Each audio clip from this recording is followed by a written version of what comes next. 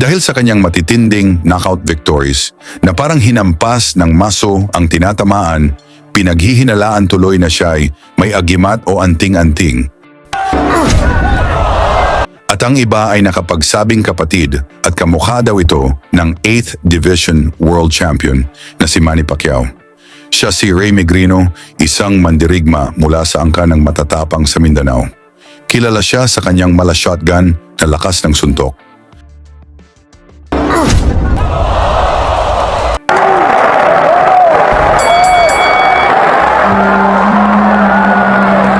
Bagamat may payat na pangangatawan at may taas na 5 talampakan at 6 na pulgada, madalas siyang minamaliit ng kanyang mga kalaban. Ngunit sa kabila nito, hinangaan siya ng mga boxing fans, lalo na sa ibang bansa dahil sa dami ng mga kalabang kanyang napatulog sa ring. Matapos makuha ni Megrino ang 2 impresibong knockout dito sa Pilipinas, nabigyan siya ng pagkakataong lumaban para sa WBC International Flyweight title. Lumipad ang kanyang kampo papuntang Thailand upang harapin ang kinatatakutang WBC champion na si Pongsaklek Wonjoongkam, isang halimaw sa flyweight division na may record na 84 na panalo, 4 na talo at 66 na knockouts. Hindi basta-basta ang kalabang ito dahil bukod sa pagiging 2-time world champion, hawak din ni Wonjoongkam ang pinakamahabang record bilang WBC World Champion at may 55 laban na win streak. Kaya naman, marami ang nagsabing pampataba lang ng record sa Thai champion si Megrino. Ngunit isang malaking gulat ang naganap sa Thailand. Sa ikatlong round, 2 beses pabagsak ni Megrino si Wonjoongkam at tuluyang inagaw ang titulo sa harap ng mga kababayan nito. Hindi makapaniwala ang mga Thai fans sa kanilang nasaksihan. ดูมุมหนักนะครับโอ้เดี๋ยวก่อนจะรอดไหมครับพี่อันตรายแล้วนะครับอันตรายแล้วครับโอ้โหครับจบสั้นเลยครับสภาพของเจ้า Dito na kumalat ang usap-usapang baka may agimat nga daw itong si Megrino. Dahil sa kagustuhang makabawi ng Thailand, muling hinamon nila si Megrino at itinapat sa kanilang pinakamalakas na pambato, ang future world champion na si Ekkarthit Kanyaprom, na isang number 1 contender sa super flyweight division. Ang laban ay ginanap sa Hong Kong Convention Center, kung saan humanga ang mga Hong Kong boxing fans sa ipinakitang galing ng ating Pinoy na si Megrino.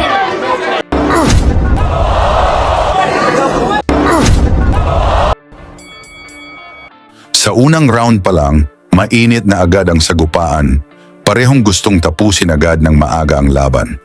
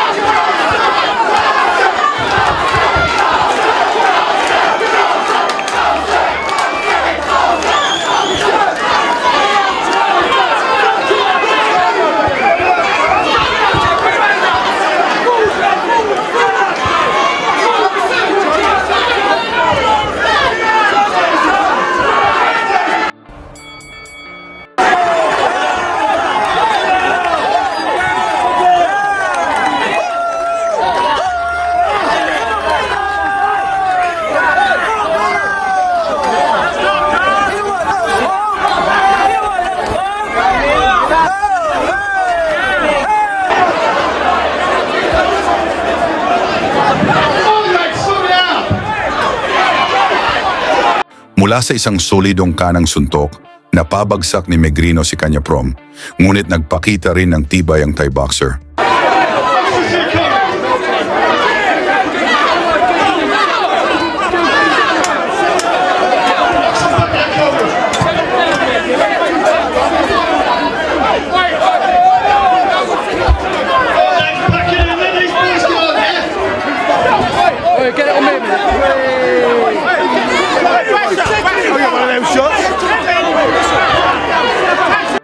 Mula naman sa malakidlat na suntok ang pinakawalan ni Megrino, bagsak si Kanya Prom na parang himanpas ng maso.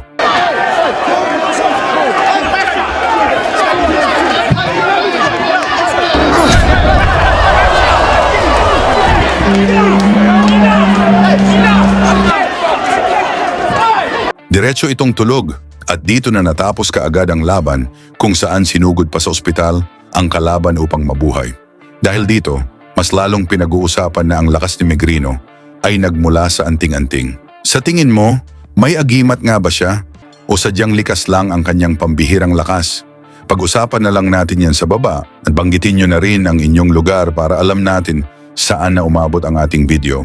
Lagi niyong sundan, huwag magpapahuli. Pag-usapan ay bakbakan, balita niya at laban. Mga Pinoy na di nagpapagapi. Salamat sa mga suporta na lagi nandyan.